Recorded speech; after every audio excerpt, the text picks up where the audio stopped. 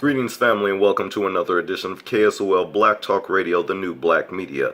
Today's video is about Microsoft, how some employees allege policies that discriminate against Asian and white men. Family, I want you to take a good hard look at this display of just a fraction of their workforce. But if you'll notice in this picture, you might see one black person. She is a black female at that. So you have one black female, possibly one other black male in this picture.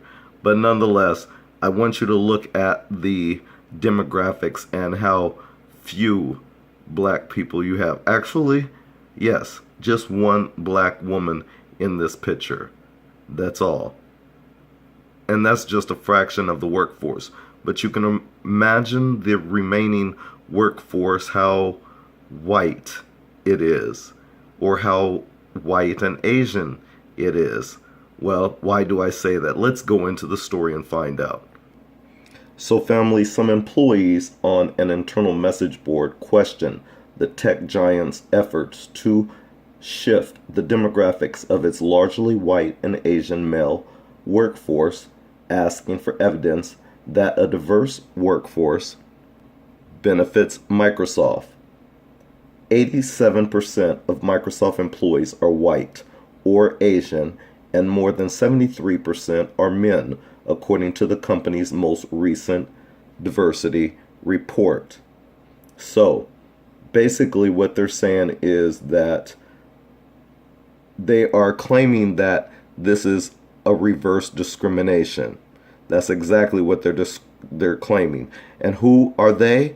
The white male and the Asian male population that works at Microsoft.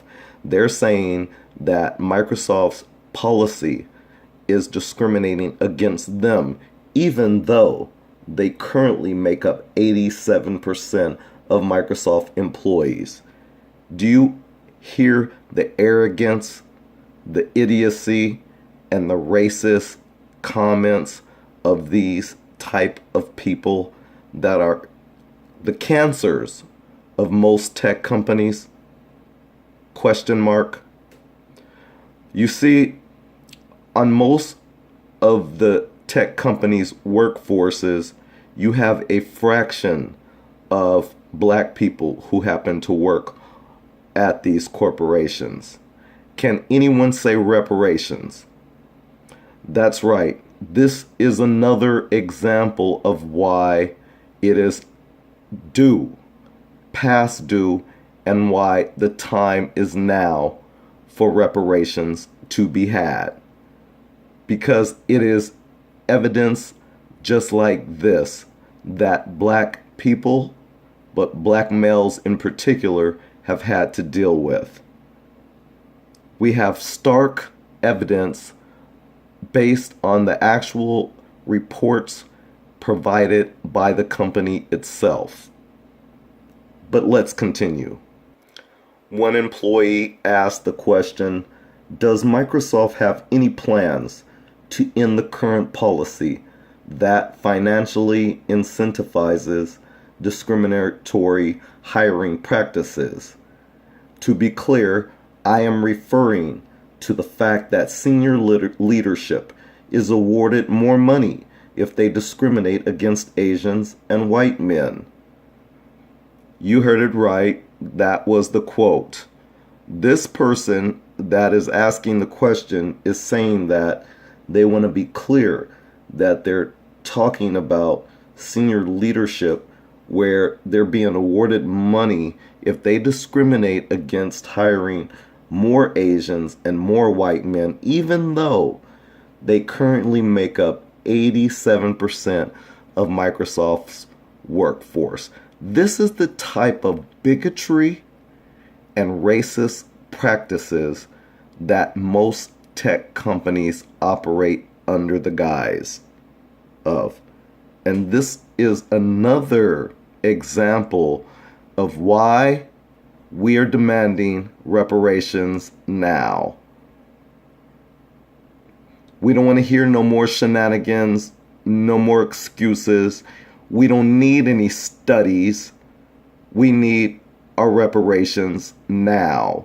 You've never had to do a study before for other groups. You don't have to for black people either. As a side note, if you need to know where to start with numbers, I did a video not long ago. You can check it out. And it's on reparations.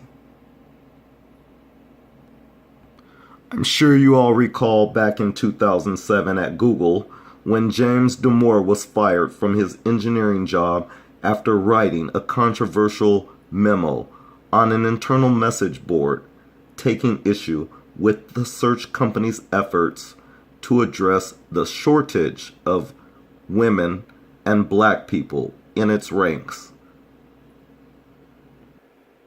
Growing the ranks of women and black people is a pressing challenge for the tech industry, whose customers are increasingly diverse. Research is piling up that companies with diverse workforces fetch a higher market value and returns. Tech companies say they need more workers from different backgrounds to brainstorm and build better products for a global marketplace.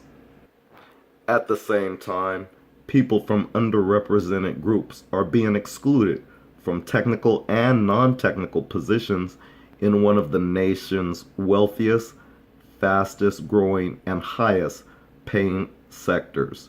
Yet the nation's largest technology companies have struggled to reverse decades of racist hiring practices and to make their corporate cultures more welcoming to women and black people.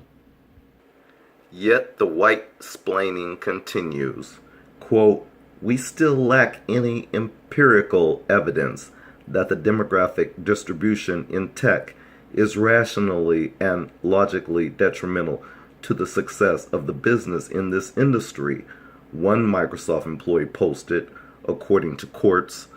So, although these tech industries have plenty of evidence that supports the notion or the allegations that they have racist hiring practices in regards to hiring black people, even though that they have the evidence to support these points, they deny it and say that there's no evidence, even though there's plenty of evidence that supports and clearly shows it. But I will continue.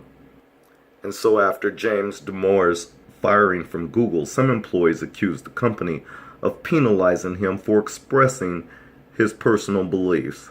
His dismissal was widely condemned by conservatives who accused the company of silencing dissenting viewpoints. And isn't that what most companies do? They silence their dissenters. They bring up all kinds of bad character assassination points against whistleblowers, and they make them as the victim, when in actuality it's these companies and their racist hiring practices. But let me continue. Other employees argued Google had done too little to advance women and black people, underrepresented groups, or to regulate hate speech and harassment at Google. And they accused Google of not doing enough to shield them from a harassment campaign that subjected them to hateful comments and violent threats. The incident sparked a culture war inside the company.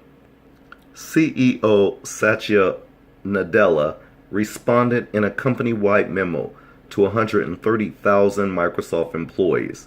Quote, "I'm disappointed to hear about any behavior in our workplace that falls short of the diverse and inclusive culture we are striving to create," unquote, he wrote. "But I'm encouraged that people feel empowered to speak up and demand change, unquote. And family, before I continue, please give this video a thumbs up. I hope you read the quote that he put right here, that at Microsoft we aim to empower every Indian and every Indian organization with technology. Do you know why he says that?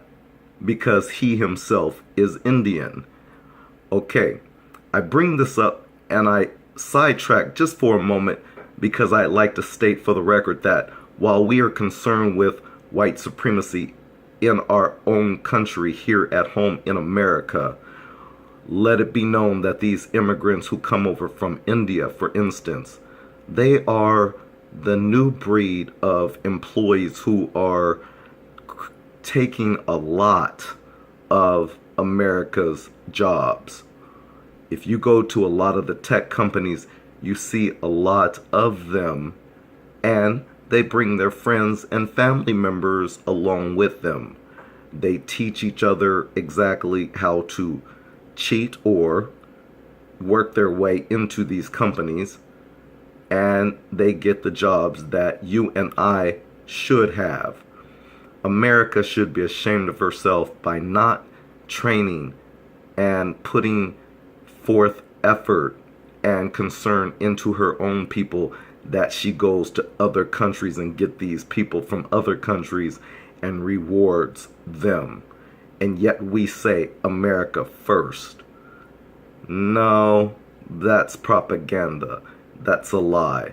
But let me continue on with this. I just wanted to leave that important message out here because I saw this quote and it's very significant. It just goes to show you the mindset of others. But black people, we can't seem to have our own thinking. Can you imagine if we had this thinking that we aim to empower every black and every black organization with technology?